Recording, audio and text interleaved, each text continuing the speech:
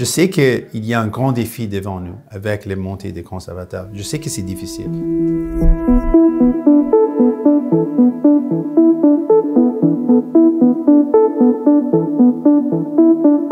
Monsieur Singh, bonjour. Bonjour, madame. Merci de nous recevoir dans vos bureaux aujourd'hui. Je suis hâte. Vous êtes le chef du nouveau Parti démocratique du Canada depuis 2017. On se dirige l'an prochain vers une année électorale très importante. Et aujourd'hui, on se parle en cette fin d'année 2024, une année où il y a eu plusieurs élections partout à travers le monde et qui a aussi été marquée par une montée des partis de droite. On peut penser notamment au Parlement européen cet été où il y a eu des gains des partis d'extrême droite dans certains pays. Et bien sûr, le mois dernier, l'élection de M. Trump à la présidence des États-Unis. Au Canada, on n'a pas eu d'élection, évidemment, mais les chiffres sont clairs depuis plus d'un an. Le Parti conservateur de M. Poilievre est en avance dans les sondages. Il a plus d'une vingtaine de points d'avance sur les libéraux et votre parti également. J'aimerais commencer par vous demander, qu'est-ce qui explique, selon vous, cette montée qu'on semble voir des idéologies de droite partout à travers le monde, mais particulièrement au Canada? Je pense qu'on se retrouve dans une situation où les gens ne peuvent pas rejoindre les deux bouts. Ils sont vulnérables, ils sont frustrés, ils sont fâchés parce que c'est difficile à faire les choses simples comme faire l'épicerie, trouver du logement, les besoins comme de base. Les besoins de base sont presque impossibles d'atteindre à ce moment. Quand on se retrouve dans une situation comme ça, les gens sont plus vulnérables aux partis qui veulent diviser la population, comme les partis de droite, comme les conservateurs et les blocs, qui veulent diviser la population et blâmer ce groupe. C'est leur faute. C'est leur faute. Mais on sait que le vrai problème, c'est que les gouvernements ont laissé tomber les gens et ont laissé les grandes entreprises exploiter les gens. Donc, notre but comme parti, c'est de rassembler les gens contre les racines de tous ces problèmes. Un marché immobilier qui ne fonctionne plus pour les gens, qui fonctionne pour les riches investisseurs, mais pas pour les travailleurs. Quand on achète les épiceries ou faire l'épicerie, les grandes entreprises exploitent les gens et ça ne fonctionne pas pour les gens. Donc, vous dites les gens sont frustrés, les gens se tournent vers des partis qui divisent. Mais qu'est-ce qui explique, selon vous, parce que les gens sont frustrés envers le gouvernement, vous venez de le dire. Mais pourquoi est-ce qu'ils se tournent vers les conservateurs plutôt qu'un parti comme le vôtre, comme ils voient les conservateurs comme une alternative, mais pourquoi est-ce qu'ils ne voient pas le NPD comme une alternative plutôt? Je pense que ça, c'est l'histoire du pays. Dans l'histoire du pays, c'était seulement deux choix dans les têtes des gens. Ils étaient les libéraux, fâchés avec les libéraux conservateurs, fâchés avec les conservateurs libéraux. On veut briser ça. On veut montrer dans les prochaines élections, vous avez un choix. Le Bloc et les conservateurs, ils ont montré leur vrai visage. Ils ont voté, par exemple, contre les soins dentaires. Un programme qui, au Québec, il y a 1 million de personnes qui se sont inscrites et une centaine de milliers de gens qui ont reçu de l'aide de ce programme. Et le Bloc, les conservateurs, ont essayé d'arrêter ça et maintenant on veut éliminer ce programme. Ou l'NPD, qui c'était à cause de nous que ce programme fonctionne, on a forcé le gouvernement de le faire. Donc ce choix entre les conservateurs et les Blocs qui veulent couper, qui travaillent ensemble pour couper les besoins pour des gens, ou nous qui veulent aider les gens. Ça, c'est le choix dans les prochaines élections. Mais concrètement, vos chiffres ne bougent pas depuis plus d'un an. Est-ce que vous pensez que c'est peut-être votre soutien au gouvernement libéral qui vous nuit en ce moment? Je pense que si on regarde notre position, c'est la première fois après une décennie que maintenant, dans plusieurs régions, on est en avance du gouvernement. Ça, c'est quelque chose de spécial. C'est la première fois qu'on a fait ça depuis une décennie. Mais on va continuer. Je sais qu'il y a un grand défi devant nous avec les montées des conservateurs. Je sais que c'est difficile. Mais toute ma vie, toutes les décisions que j'ai prises, tout le travail que j'ai fait, c'était difficile. Et quand on regarde les soins dentaires, par exemple, tout le monde a dit que c'est impossible de réaliser un nouveau programme comme ça. C'est impossible. On le fait. Quand on a dit qu'on veut rendre les contraceptifs gratuits, les médicaments pour les diabètes gratuits, tout le monde a dit que c'est impossible de faire ça. On a réalisé ce programme. Maintenant, il y a quelques provinces qui ont presque prédestiné des ententes pour livrer la marchandise pour la population. Donc, toute ma vie, j'ai vécu cette question de c'est impossible de faire, mais je suis toujours prêt à faire ce qui est impossible. Vous venez de dire le défi conservateur, il est grand. Est-ce que vous pensez qu'il y a encore de l'espace dans le contexte politique actuel pour une gauche forte au Canada? Oh oui, bien sûr, bien sûr. Si on regarde les sondages, 40% pour les conservateurs veut dire que 60% des gens ne veulent pas un parti conservateur. 40%, ce n'est pas la grande majorité des gens. Ça veut dire que la grande majorité des gens ne veulent pas un parti conservateur au pouvoir. Ça me montre un grand est-ce qu'il puisse fonctionner pour les gens, par les riches investisseurs. Je suis prêt de régler les vrais problèmes dans la vie des gens. Vous dites qu'il y a de l'espace pour la gauche au Canada, vous dites que les chiffres le démontrent, mais concrètement, encore dans les sondages, on se dirige vers l'élection d'un gouvernement conservateur dans quelques mois à peine. Donc, qu'est-ce que vous allez faire durant votre campagne pour faire des gains? Donc, on commence tout de suite. On est déjà commencé. On doit montrer ce que les conservateurs veulent faire. Et ils vont faire ce qu'ils ont déjà fait dans le passé. Ils vont couper les pensions. Ça va faire mal aux personnes âgées. Et quand je explique ça aux gens, je dis, oh oui, je me rappelle des conservateurs de Harper qui ont coupé nos pensions. Non, on ne veut pas ça. Ils veulent couper les soins dentaires. Au Québec, c'est un programme populaire. Pierre Poilievre a déjà dit qu'il veut couper ça. Ça, c'est quelque chose qui va nuire les gens au Québec. Donc, mon travail, c'est de montrer le coût des conservateurs et le fait qu'ils vont couper, et ça va faire mal aux gens, et puis montrer ce qu'on offre. On offre une vision pour le pays, on rassemble les gens pour régler les problèmes, pour réduire les coûts de la vie. Ce sera vos troisièmes élections générales cette année, l'année prochaine plutôt. Quel est votre avenir si vous ne réussissez pas à faire les gains dont vous parlez? Quel est votre avenir comme chef? Maintenant, je suis ciblé sur les prochaines élections. Je suis fier du travail qu'on a fait. On s'est battu pour les gens. On a utilisé notre pouvoir pour livrer les mesures concrètes pour les gens, comme les soins dentaires, comme la science médicaments, comme les lois pour protéger les travailleurs. Donc, on a un bilan pour montrer qu'on a réalisé les gains pour les gens. Et je cible maintenant les prochaines élections et je veux montrer pour le reste, les gens à travers le pays, au Québec et à travers le pays, que je suis là pour vous. Je me suis battu pour les gens. Les Blocs et les conservateurs ont bloqué les choses qui vous aident. J'étais là pour avancer les choses pour les gens. J'aimerais vous entendre sur toute la question du wokisme dont on entend parler en ce moment.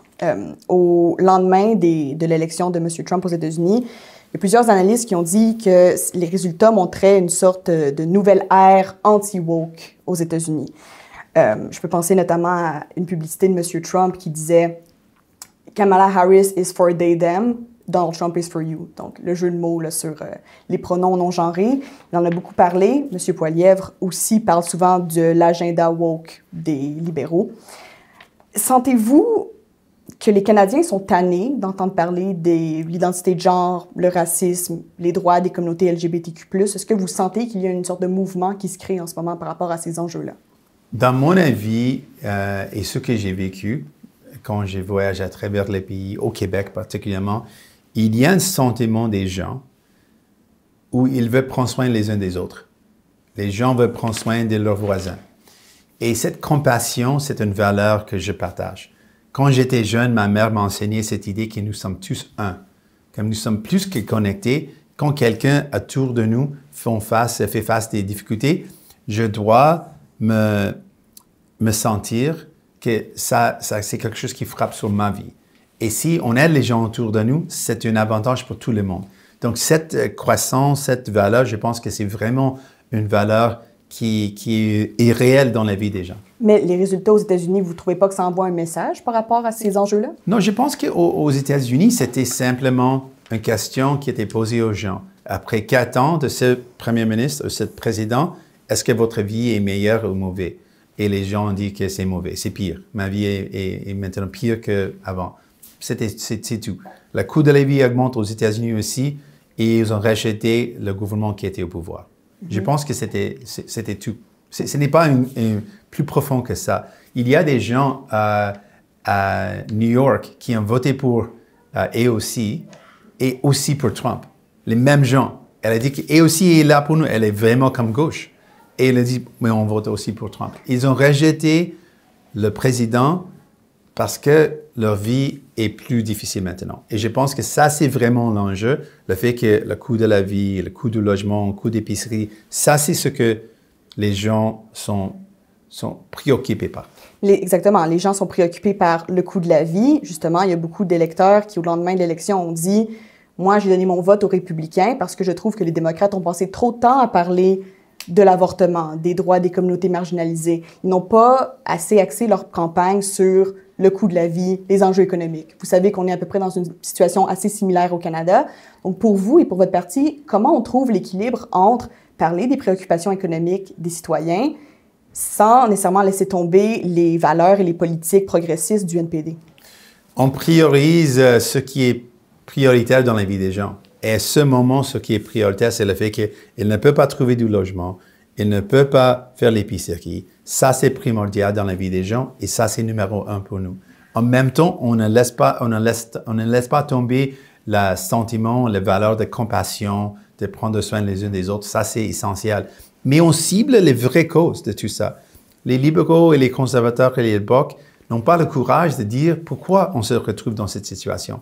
Parce que le marché immobilier était créé par les libéraux et les conservateurs pour enrichir les riches investisseurs. Ça fonctionne exactement comme il était plané. Mais est-ce que vous avez peur que durant la campagne, ce soit un équilibre qui soit difficile à trouver? Avez-vous peur de commencer à parler d'enjeux identitaires, d'avortement, de ces enjeux sociaux-là, et qu'on vous réponde « Mais non, mais ça, c'est pas important en ce moment. » Donc, est-ce que ça va être difficile à trouver un équilibre pour les enjeux électoraux de la prochaine campagne? Non, je pense que je suis toujours motivé par où les gens se retrouvent.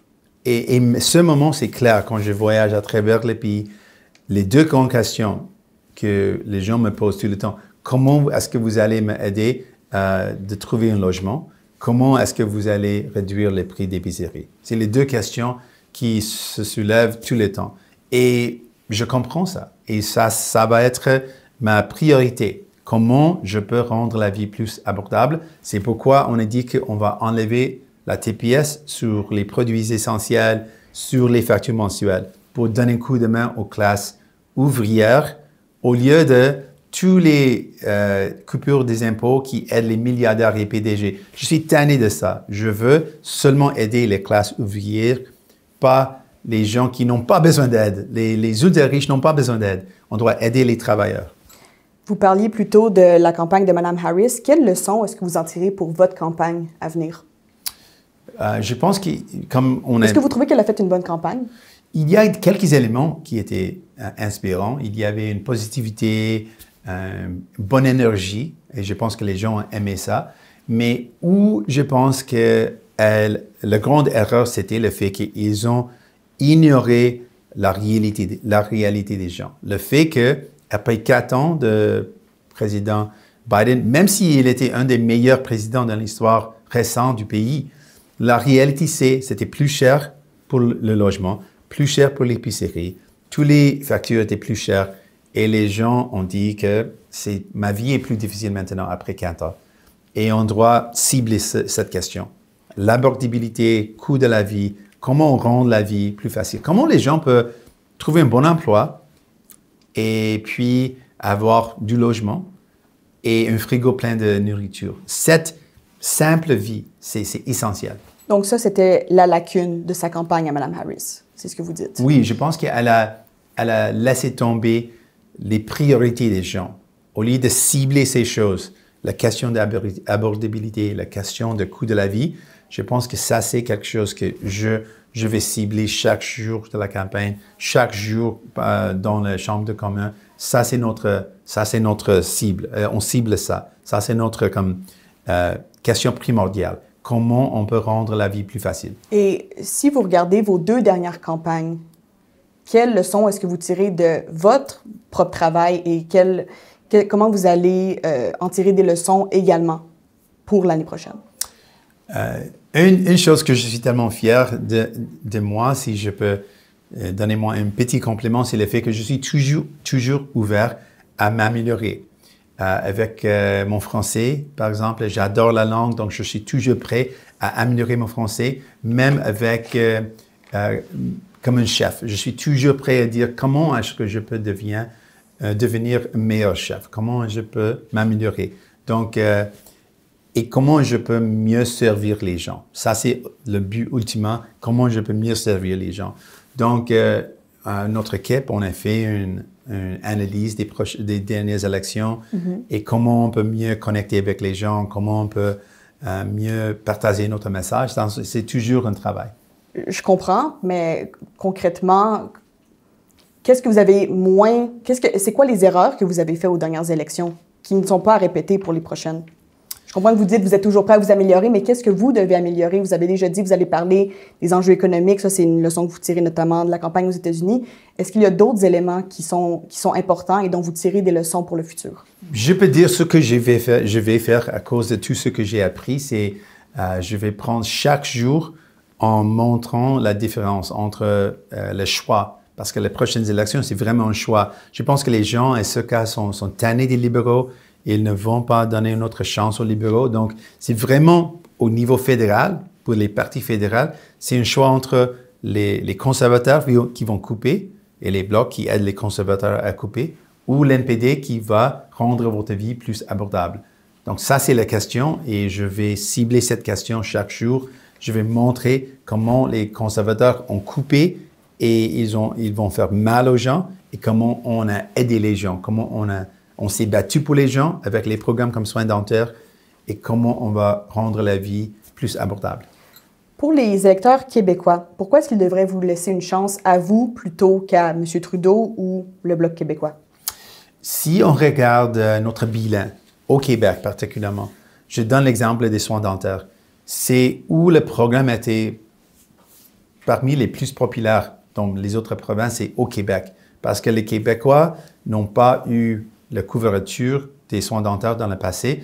Donc les Québécois devraient vous donner une chance à cause de votre implication dans les soins dentaires. Oui, on a forcé le gouvernement de livrer ces soins dentaires. C'était grâce à nous. Ça a aidé les Québécois. Donc, on a montré qu'est-ce qu'on fait avec le pouvoir. On se bat pour les gens. Qu'est-ce que les conservateurs et les blocs font avec le pouvoir? Ils bloquent. Ils ont voté contre les soins dentaires, contre les contraceptifs gratuits, contre les médicaments pour les diabètes, contre le congé des TPS. On a aussi forcé le gouvernement de mettre en place un congé des TPS qui va aider les gens. Donc, on a aidé avec un seul député au Québec, Alexandre Boulris, on a aidé les Québécois plus que les conservateurs ou les blocs. Si on regarde actuellement les différences dans la vie des gens, c'était nous. J'aimerais, pour une dernière question, vous entendre sur l'idée de M. Legault d'interdire les prières en public. Ça a été récemment, c'est quelque chose qu'il a suggéré. Qu'est-ce que vous en pensez? Ma première réponse était, pourquoi on parle de ça? Dans un temps où j'ai des amis au Québec qui disent que le soin de santé est dans un bordel à ce moment. C'est le bordel, si on parle de soins de santé. Privatisation, on doit payer de leur poche. Et le système d'éducation, si on parle de coût de la vie, si on parle de coût d'épicerie, on parle de coût de logement, on a toutes ces crises, pas des petites crises, des grandes crises. Et au lieu de parler de ses priorités, M. Legault veut distraire les gens avec ça. Pourquoi? Donc, vous pensez que c'est un faux débat, que ce n'est pas une question qui est importante à aborder, la laïcité dans les espaces publics? Quand je parle avec les gens, ils me disent que ma priorité, c'est le soin de santé pour ma famille, un système d'éducation qui fonctionne, le fait que je peux trouver du logement, je peux faire l'épicerie. Ça, c'est les grandes questions. Et ma première réponse était, pourquoi on parle de ça au lieu de toutes ces crises urgentes dans la vie des gens? Je pense que c'est un exemple d'un gouvernement, d'un premier ministre qui a complètement négligé les priorités des gens et essaie maintenant de trouver quelque chose d'autre. Mais on a des crises, on doit régler ces crises. Merci, M. Singh. Merci.